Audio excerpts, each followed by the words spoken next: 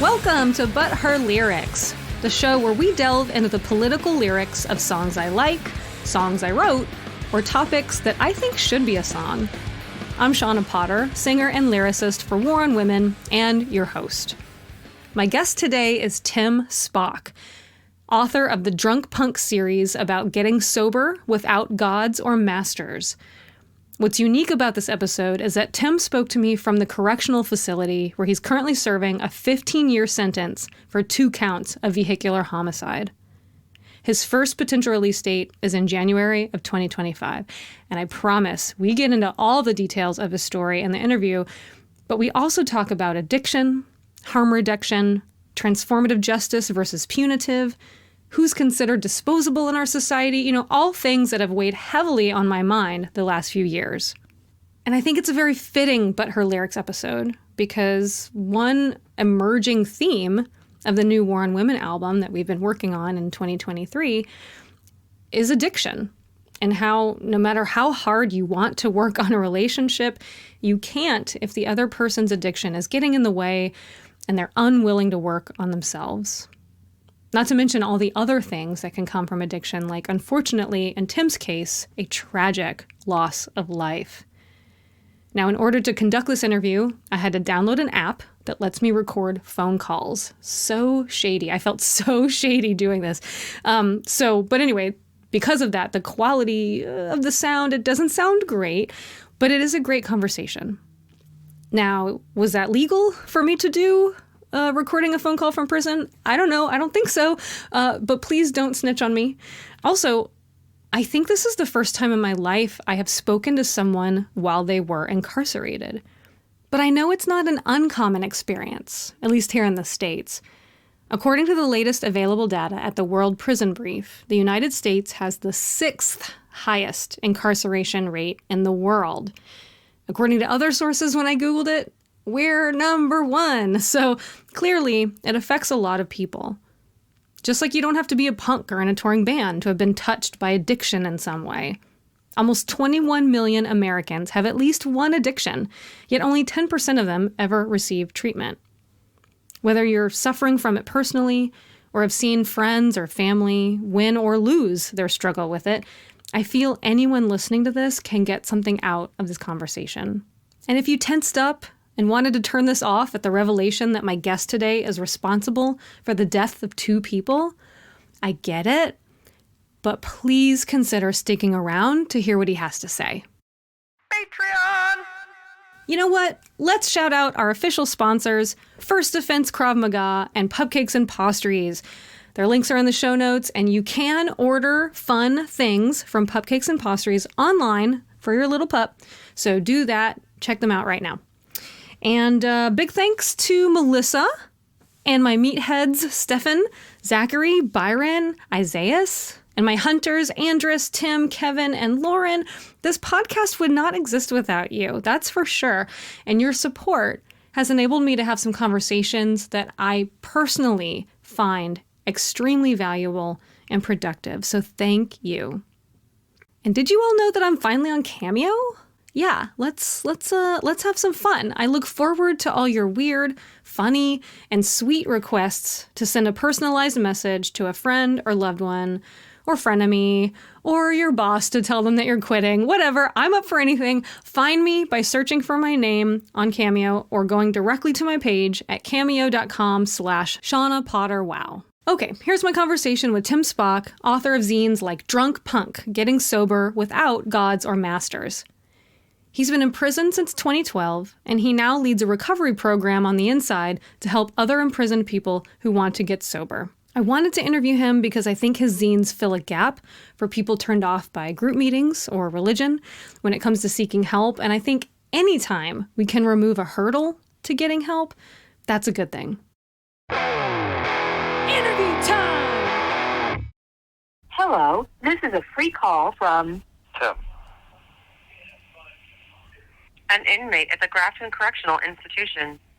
To accept this free call, press 0. To refuse this free call, hang up or press 1. This call is from a DRC correctional facility and is subject to monitoring and recording. Utilization of an unapproved application and three-way calls to communicate are strictly prohibited and a violation of DRC policy. Thank you for using GTL. Thank you for using GTL. Hi, Tim Spock. Hello. Thank you for joining me on the podcast. Introduce yourself to everyone. Hi, my name is Tim Spock. I am an inmate in Ohio that is working on a program of recovery and trying to help some people. So, yeah. Yeah. Now, is this call costing you money? Yeah, but I mean, I think it's 2.9 cents a minute, so it's not like a big deal. Okay. All right. Yeah. So I can't recall. So Microcosm is who has published your zines. Yes. They sent me Drunk Punk Getting Sober Without Gods or Masters, and then the Drunk Punk Recovery, or the workbook. Did they send these to me on their own, or did you request that they send them to me? They were kind of a surprise in the mail one day, I think. I actually, throughout like certain things that I was reading, I read an interview with you, or about you, in Razor Cake magazine. And I got really interested in the things that you were discussing. It was basically about your book, Making Spaces Safer. And so I kind of accumulated a mailing list, if you will. I probably have about 60 or 70 people, and just people that I am interested in for one reason or another, whether it's the same topic or they have other topics that I respect or something like that. And I was just wanting to get this message out to as many people as possible. So, yeah, you just happen to fall into that category. And, yeah. Well, I'm so grateful because it kind of showed up in my life at an interesting time where I was sort of dealing with an alcoholic in my life more regularly than I am now. And so it's like it wasn't, I don't, as far as I know, have an addiction problem, but like it was kind of helpful to sort of understand the mindset of someone that is addicted a little bit better, So thank you. First of all, thank you for that. No problem at all. So while in prison, you've written multiple zines, all about helping people get sober without a 12-step program. Maybe we should just talk about how did all of this begin? Why are you in prison? Okay, yeah. Why are you writing zines? Okay. Well, I think I had a pretty average upbringing. I was basically middle class. I lived in a suburb of Cleveland, and I didn't realize it at the time it was happening, but I've been struggling with my using and addiction probably since I was like 15 years old. That was the first time I got in trouble with the law. I was on probation most of my adult life through various charges like public intox or assault or OVI, which is operating a vehicle while impaired, or things of that nature. I had not a felony charge, but I had a child endangerment charge, which I believe I mentioned in one of my zines. But it was all every time I drank, I didn't get in trouble. But every time I got in trouble, drugs and alcohol were involved, and I never made the connection. And being on probation, you're kind of forced into treatment. And I've pretty much been a atheist a good majority of my from my teenage years. So the whole spirituality aspect that 12 steps starts off with, and I don't want to say anything out of turn, but their whole like veiled religious vibe that I got from the program, I wasn't going to ever adapt to those ways of getting better. Yeah. And so basically I just kind of like floundered, and I don't even want to say did the best that I could, but I just kind of existed and went on. I had a horribly skewed view of what it meant to be punk rock, if you will. And, I thought like you were supposed to use drugs and get messed up and not care about anything. It was just it was not. It was my interpretation at the time, and it didn't serve well because I believe that the drugs and the alcohol don't make us addicts. I believe that we're addicts, and the drugs and the alcohol bring it out of us. So for somebody like me, being put on a scenario where you're touring with bands or going to shows every night and stuff like that, it's just a recipe for, I don't want to say disaster, but yeah, that's what it is. So I had several attempts where I tried to have like a what I would consider a normal life, which just meant not getting arrested, and didn't ever really work. And eventually one day I was driving drunk, and I drove into a crowd of people, and two of them were killed, and there was one person that was seriously injured. And that was the start of my incarceration. It took me a few years to wrap my head around what I had done.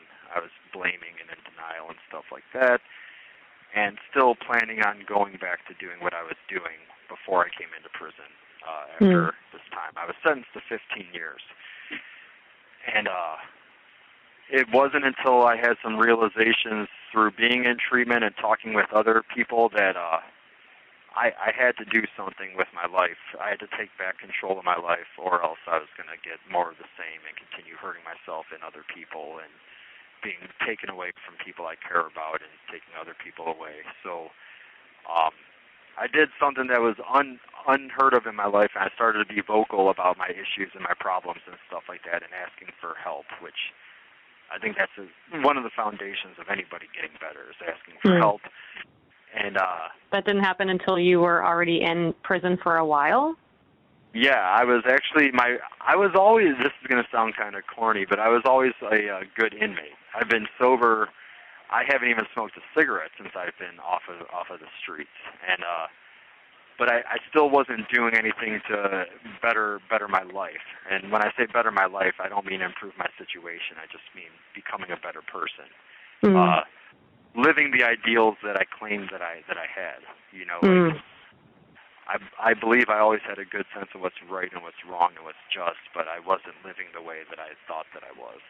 And so it was after I was in a group and I realized that I was no better than these people that I don't want to say looked down upon, but I didn't feel like I was an inmate because I had never, robbed anybody or done anything like that. And what I was doing, I didn't think that it was anything out of the ordinary because it's what everybody else that I knew was doing. But I was getting different results from it. So once I was asking around for help, it's kind of funny because the louder you get, the more answers you get sometimes, and the more help that's available to you. And it turns out that not everybody that works for the Department of Corrections is out to get you. And a couple of counselors actually took the time and printed me up some information about agnostic 12 steps and recovery without spirituality and stuff like that. And I'd never heard anything like that before. So I got really into that, and then I started doing things differently. And I would still do the AA and NA meetings and stuff, but I would meet up with other people and talk about other people, or talk with other people that shared my, skepticism about the spirituality and not knowing the connection and wanting to know why I screwed up, because I didn't think that I was spiritually lacking or morally lacking. I think that I had a problem, and if everybody's calling addiction a disease, why don't we treat it more like a disease? You wouldn't ever have high blood pressure and have your doctor say, well, you need to, turn your life over to a higher power. Yeah. So I started to think that I couldn't be the only person like this, and as it turned out, it wasn't. So it sounds like you you realized that there were other options out there than just the 12-step that everyone knows about. But how did you turn that into your own recovery program? Like in Drunk Punk, you basically have like a 10-step thing that you come up with. And so, like, how did you think, I'm going to do my own version of this? Okay. Well, yeah, there was a lot of stuff that I learned. Like, for some reason, when I started to want to get better, I took things less personally. Like when I would be in an AA meeting, as soon as they started talking about God or people telling me that I had to do it this way or something like that, I would normally tune it out. But once I wanted to start to get better, I was more open to suggestions. So I was able to take things from some groups and some meetings that I actually do believe in, you know, and then I decided to put it all together. There's an old, like, cliche that people say, like, you know, chew the meat and spit out the bones or something, and that's kind of like the approach that I did to a lot of recovery programs. I took the stuff that made sense to me, that I liked, because first and foremost, no recovery program is going to do you any good unless you're able to actually do it. You know, if I'm not getting anything from what I'm getting, and if I dread going to meetings and talking to people and stuff like that, I'm not going to continue to do it. So once I started to do that, I felt like I had to write it down. At first, I actually submitted it to Razor Cake magazine as an article.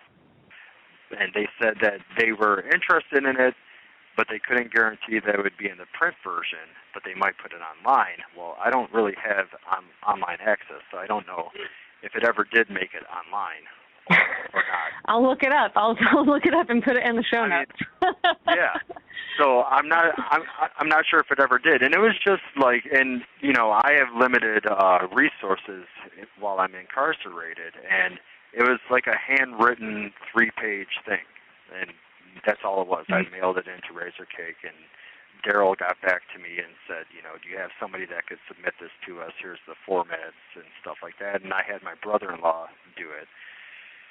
But I never heard anything from it, and then reading different zines and different publications and stuff like that, I did know the proprietor of Microcosm. I actually grew up with him in the Cleveland scene.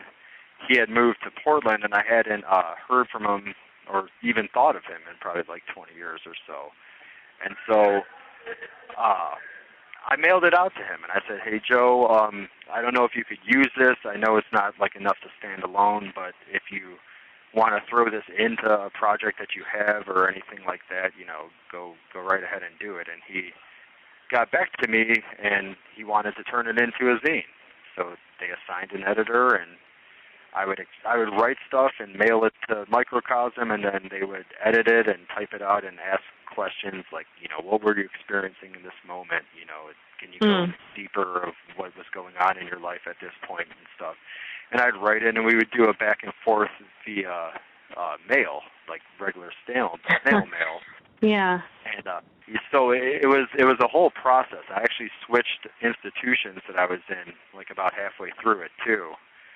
And it came out in March of 2019. It was the first Drunk Punk was put out, and I was thrilled about it. So, and isn't that what started their Prison to Pamphlet series? Yes, that was the first.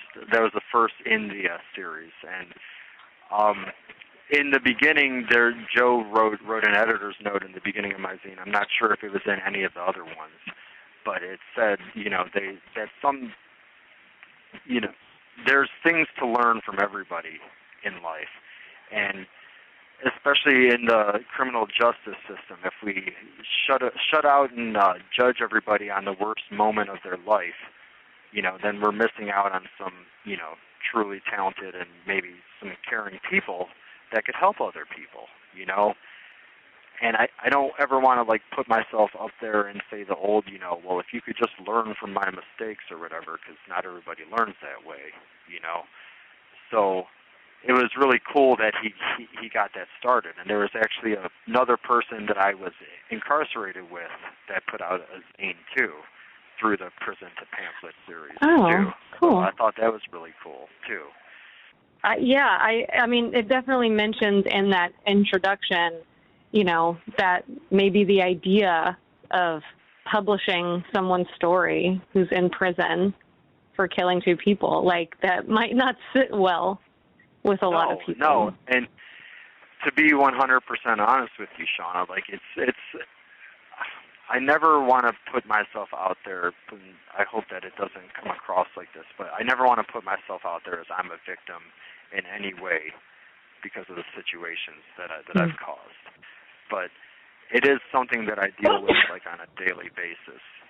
Like, I have trouble taking credit for the things that I am proud of doing, and I have trouble, you know, and I've met a little bit of resistance from other people that I've sent my work out to and stuff like that, like people thinking that I'm profiting off of what I've done, or I'm just doing it to make myself not look like a bad person or something. And that's fine, because on the other side of the coin, if I was from the outside looking in at what was going on, I might have a different opinion as well, you know. So I do understand the opposition.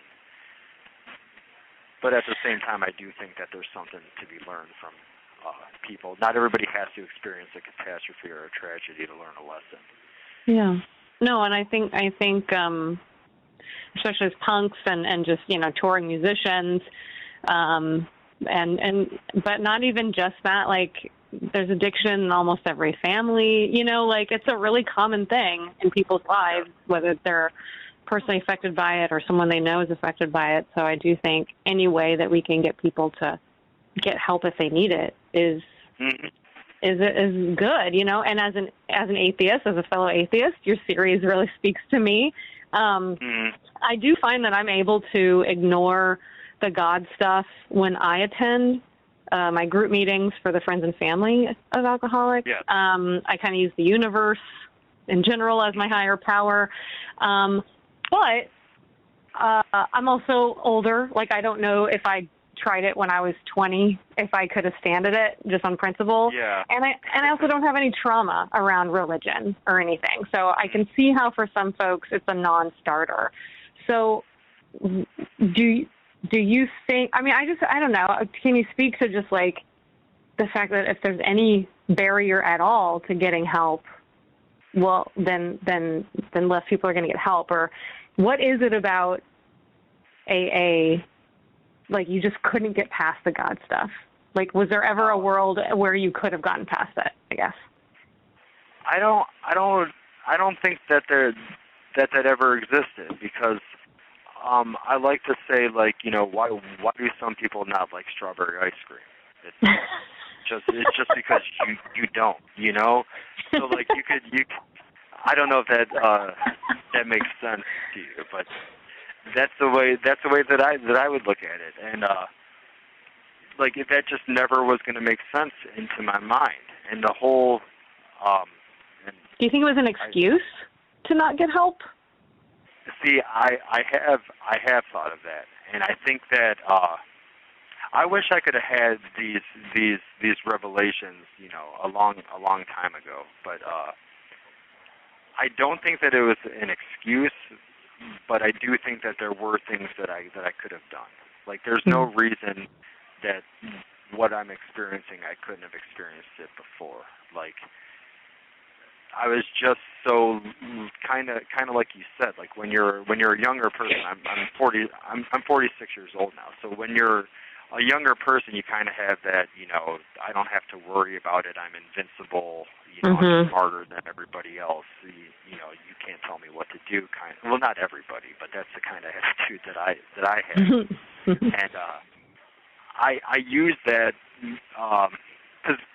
because that's a big thing for 12 steps too. Like, they say, you know, if this program's not working for you, then you're just not working it. You know, and I don't think that my program of recovery has anything to do with, like, an easier, softer way or anything like that, because it does involve work.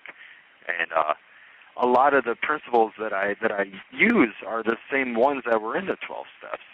You know, not to say I'm ripping them off or anything like that, but it's not a bad way to live your life if that's what makes sense to you. It just didn't make sense to me the way that it was presented to me.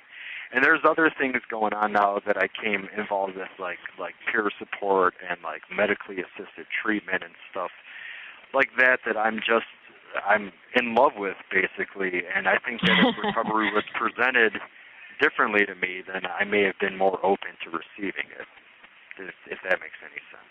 Yeah, I mean, really just knowing that there's more than one option might have made it easier. Because I think you're right, like, for a really long time, it seemed like there was only one option. And if it was a turn-off right away, then you just weren't going to get help. So I love that Drunk Punk is your full story, right? As you see it, it has your 10 steps you created. But then you have this Drunk Punk workbook that is full of leading questions so people can like really think about why their addiction, started, what feeds it, what keeps it going, and like ways they can avoid starting it again.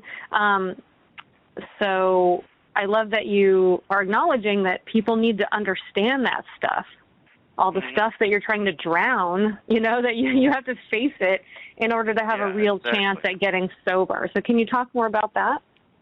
Oh, yeah, I would love to. The biggest part, like the way that my brain works is if I want to figure something out, I'm going to find out as much as I can about it.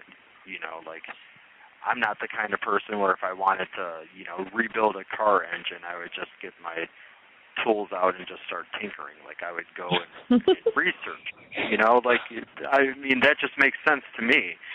And so when people were telling me, like, there's keywords in like 12 steps about like the phenomenon of craving and stuff like that, where despite all the consequences we suffer, we still go and do the same thing. I'm like, well, that's not good enough just saying like, we don't know why we do that, So then I started researching about the brain chemistry and the dopamine reward system, and we train our brain to expect certain things and stuff like that. And then that started to make sense to me, because once you know why you're doing something, then you could try and figure out a way to stop doing it or to combat those things. And that's just how that made sense to me. So just like there's no end to the reasons why we initially started our use, I believe there should be no end to the ways that we go about treating it. Because if we don't do patient-first treatments, if we just offer one blanket explanation for everything, that's not going to apply to everybody. Mm-hmm. And so that's what I try and do, because I know that the way that I do recovery isn't going to make sense for everybody, and I'm not everybody's cup of tea. But that doesn't mean that there aren't people out there that I can't reach. Yeah. So that was the goal behind that, and the relatability and the addicts helping other addicts aspect, like that was one of the things that I like from mutual support groups. And there was a study that I read. I wish I had the notes handy with me. I'm not exactly sure where it was conducted or how long ago it was, but somebody did research on the aspects that made the 12 steps successful when they were successful. And they found four key elements that were not exclusive to 12 steps that were in 12 steps. And there's hope, motivation, social support, and distraction. Oh. So if you could find those four elements in anything, it could be starting a yoga class at the community center and just hanging around other people that have similar goals that you do. Like that's recovery to me, right? Yeah. So it doesn't require you submitting or turning your will over or anything like that. I'm sorry, I tend to think that I start to ramble, but the definition of recovery by the Ohio Mental Health and Addiction Services, like the organization that provides treatment, not just in prisons, but like out there in the community and stuff like that. The definition of recovery doesn't mention drugs or alcohol in it at all. But it does mention living a self-directed life and reaching your full potential. And that's what recovery means to me, you know. So I mean, from my experience as someone affected by alcoholics, quitting alcohol is not enough. You know, like just not drinking or not doing drugs. It's like that's like step 0. Mm-hmm. And if there's no other work done, then like they're still not their full selves, basically. I agree 100% with that. There's a group that I was in around the time that Drunk Punk was coming out, and it was called a therapeutic community. It's not exclusive to this prison system. They're out there in society and stuff like that. But they said that therapeutic community isn't trying to change you; it's just trying to take who you are and make them better. And I think that's more towards the kind of recovery that I'm down with. Like that's what I want my program to foster. You know. How much longer do you think the state will let us talk on this phone call? Well, the calls are 30 minutes. I have a couple more questions, and I'd love it if you would call me again so that we would have a little time and not get cut off in the middle of what you're saying. Do you want me to call you right back, or do you want, are you going to... Yeah, call me right back. Okay, yeah, that's no problem then, Shawna. I'll call you back in a couple seconds. Okay, awesome. Bye. All right, bye. We're back on our second call because your phone calls are only allowed to be 30 minutes at a time.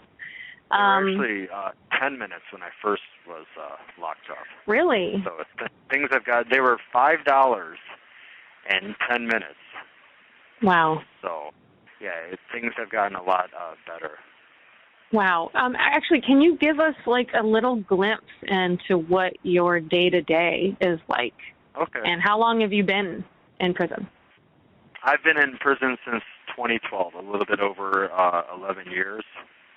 And the place that I'm in now, it's actually a low security, it's actually called a reintegration center. And what it is, it's, to give you an example, I'm looking around right now, it's like have you seen those like prefab like sheds that they sell that are like airplane hangars and stuff like that? Yeah, I think I know what you're talking about. All right, so imagine one of those, and then just imagine like rows of metal bunk beds in there, and that's what this is. The place that I was before, that I was at for 3 years, was it was actually cells, and that's a little bit better. I actually preferred that because you get a little bit more privacy when you're in a cell. This open dorm, like last night, was Monday Night Football, so if there's 200 people up watching football, like, you're not sleeping no matter what. So there's that kind of, like, most people will have, thankfully, most people will have no idea what it's like to share your living environment with 200 other people. But that's the reality of this right now. I think Ohio is number 4 in the number of inmates that it has. It's either 4 or 6, but it's definitely 10. Yeah. So I wake up pretty early, and I exercise in the morning, which that's another cool thing I don't think ever would have started without recovery. Was now I find that I like jogging and doing things like that. But and then I go into work. I work at Recovery Services here, which is we handle all the drug treatment, and I organize groups and lead groups. I actually do Drunk Punk here as a group, but it's called Recovery for All because the word punk in prison means something entirely different. Yeah. So, gotcha. Yeah, it would be a lot more interesting of a class. But so I do that. I answer people's questions about how to get into treatment and stuff like that. I'm a peer supporter here, which means like if somebody wants, peer support is somebody with a lived experience in addiction that is there not to advise you or tell you what to do, but just to support you and try and lead you through recovery the best that they can. So it's somebody that is in recovery that shares that experience with you that would try and, help you the best ways that they could. So that's basically what I do. it's kind of like a unpaid internship, because it's what I. Hopefully, it's similar to what I plan on doing when I get out. So. I've been trying to learn more about the prison abolition movement. Okay. I'm trying to learn about feminist views of abolition, because I think, there's a lot of, like, lefties and punks and, like, progressive people that are cool with the idea of letting people out of jail that are in on, like, minor drug charges or something, right? But when we start talking about, sexual assault or someone being killed, then people have a harder time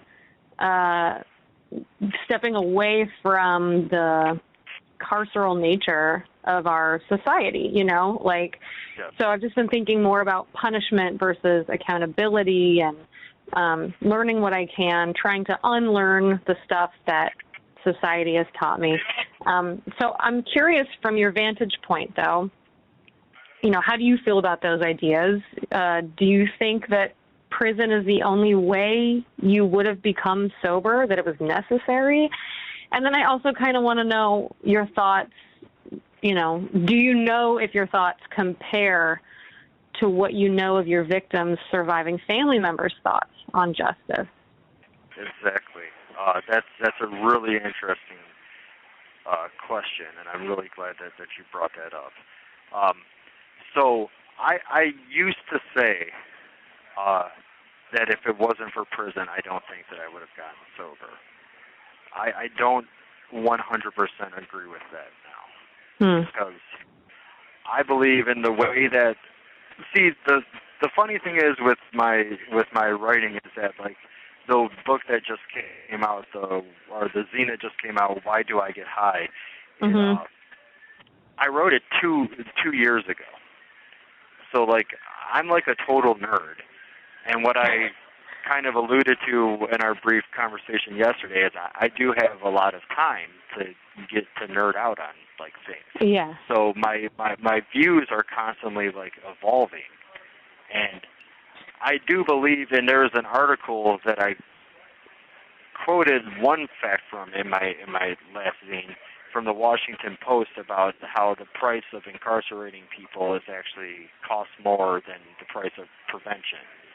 And, doing stuff like identifying potential for issues, and, there's factors that are scientifically laid out that puts people more at risk for criminal activity, stuff like ACE, adverse childhood experiences, and stuff like that will put somebody more at risk to becoming involved in the criminal justice system. And so if we could use factors like that to identify things and then target people who are more vulnerable, like, say I had a history of addiction in my family, and my mother and father were split up and my dad was in prison, right?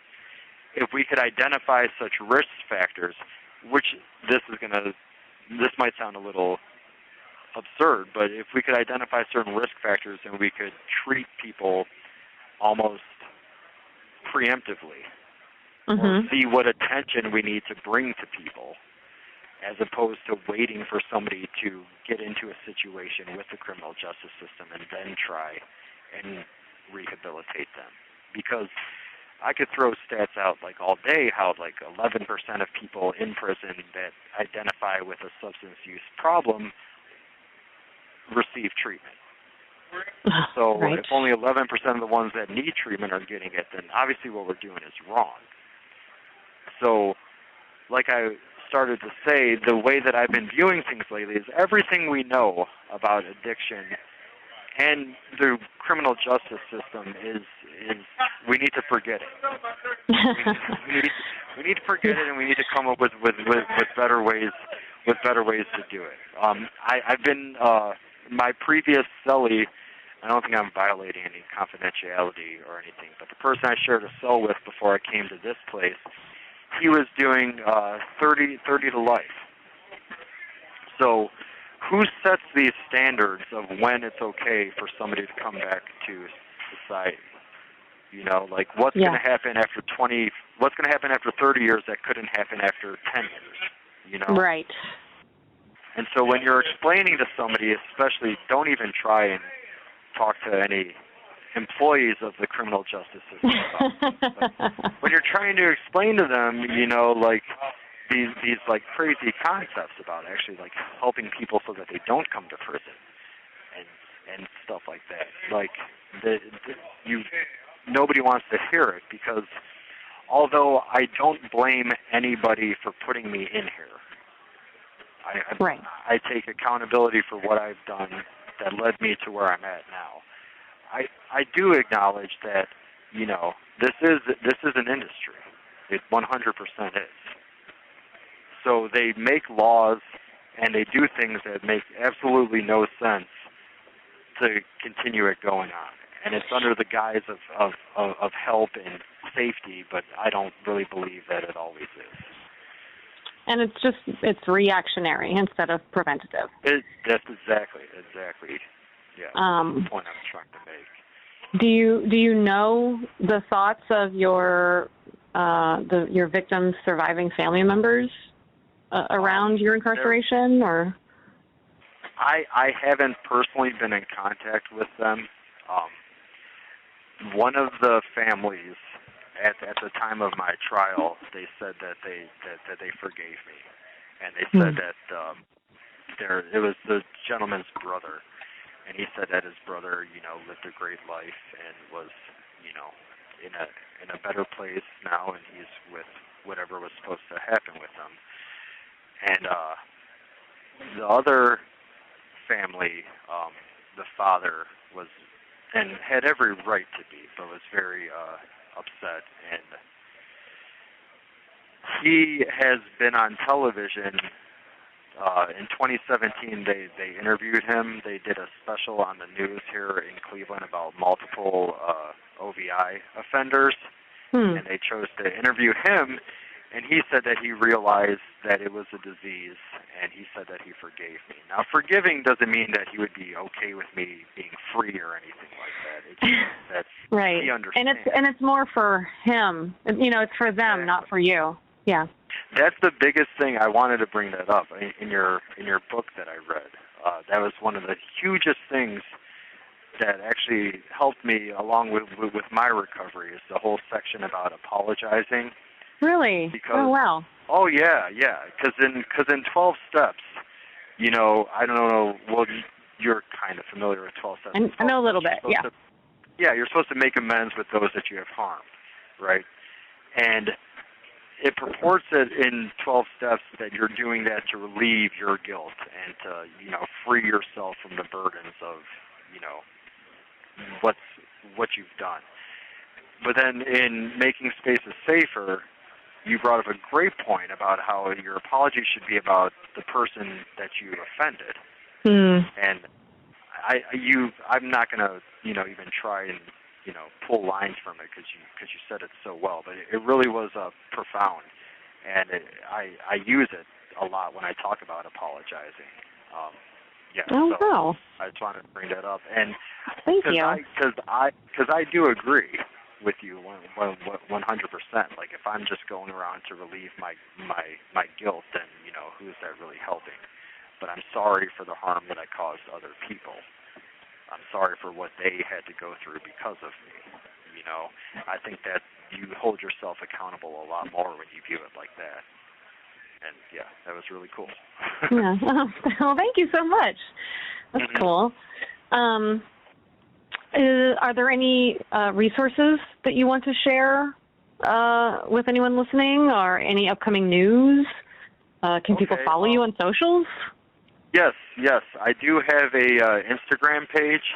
It's at Drunk Punk Recovery. It's all lowercase. I don't know if that matters or not. I'm not currently on it, but it's administrated by a lifelong friend that I've had that's been very helpful. That's the other thing that I wanted to point out too, is that the more vocal you get about what you're doing, and then the more you start to do it, like, people do see the good in you. And humans in general, I believe, are kind and are forgiving by nature. Not everybody, but I believe that the majority of them are. Hmm. And a lot of times when you're making significant changes in your life, you find out that the people that aren't along with you any longer, you never needed, like, in the first place.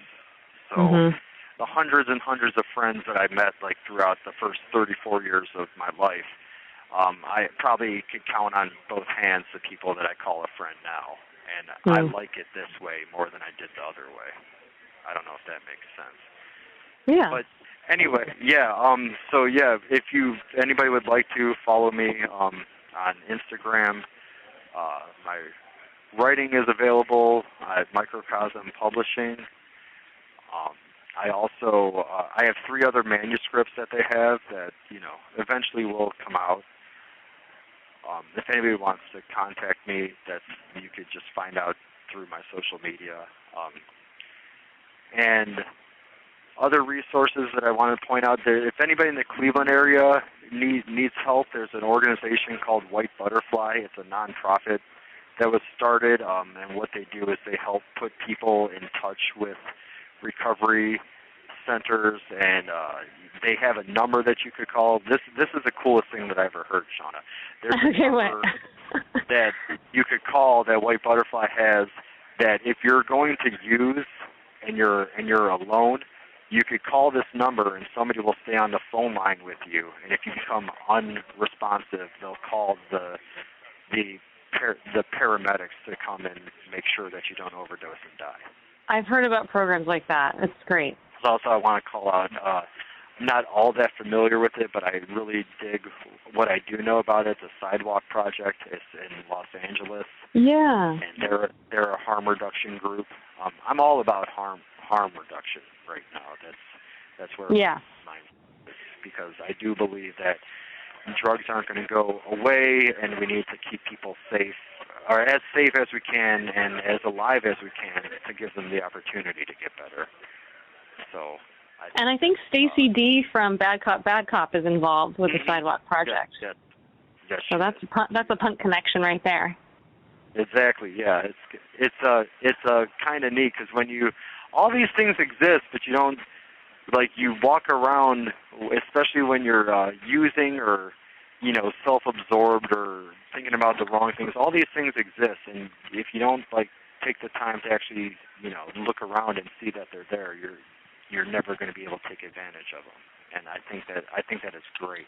I think that's where things are headed now. I think that everything is, even though the overdose numbers and stuff like that continue to rise, I think that we're starting to wake up and realize that we need to do something different. The prison system in Ohio has gone up 400% in the last 40 years. And that's mainly due to drugs and laws that criminalize and villainize and do all sorts of things to give a general perspective about drug users. There's websites and little magazines you could pick up at the convenience stores that publish mugshots. Oh wow! What?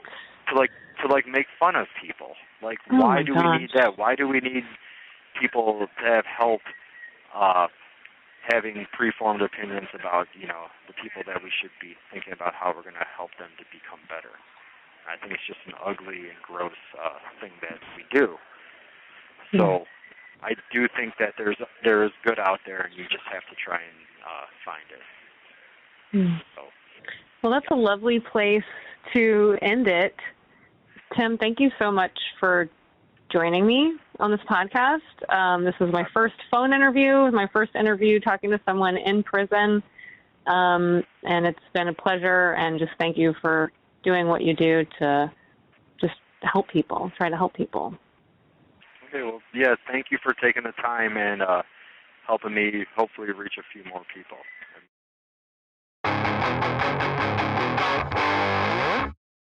Thanks again to Tim for being such an open book. And I also want to thank Tim's friend Dennis, who helps him communicate with the outside world and supports Tim's efforts to be a better person and do what he can to give back. Thank you, Dennis. If you want to write to Tim, both the snail mail and the email addresses are in the show notes. I am positive he would love to get more mail. And as he mentioned, he'd love to help anyone in any way he can who is struggling with alcoholism. So if you want to talk to someone who won't judge you, consider writing him a letter or emailing him.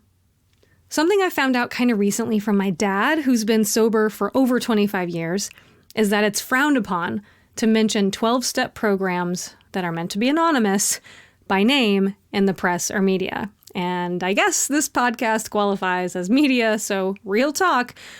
If you want a recommendation for a program that has been designed for the friends and family of alcoholics, reach out to me. I'm happy to share my experience with it and any information about it privately. Same if you're looking for a program to focus on yourself. You can also read Tim's zines, available from Microcosm Publishing, or check out the other couple resources I put in the show notes, right? You have choices, you have options, you have support, you are not alone. Good luck. You can support this podcast by liking my YouTube channel and sharing and subscribing and reviewing But Her Lyrics wherever you get your podcasts. It's free and it helps. To find episode transcripts or to find out more about what I do, my book, my trainings, my Patreon, or to book me yourself for one of those things, head to shawnapotter.com. To learn about all things War on Women, head to Linktree, linktree.ee/War on Women. No song today, obviously, but with any luck, maybe next year, a song relevant to this topic might actually be out. Who knows? Who knows? Anyway, thank you for listening.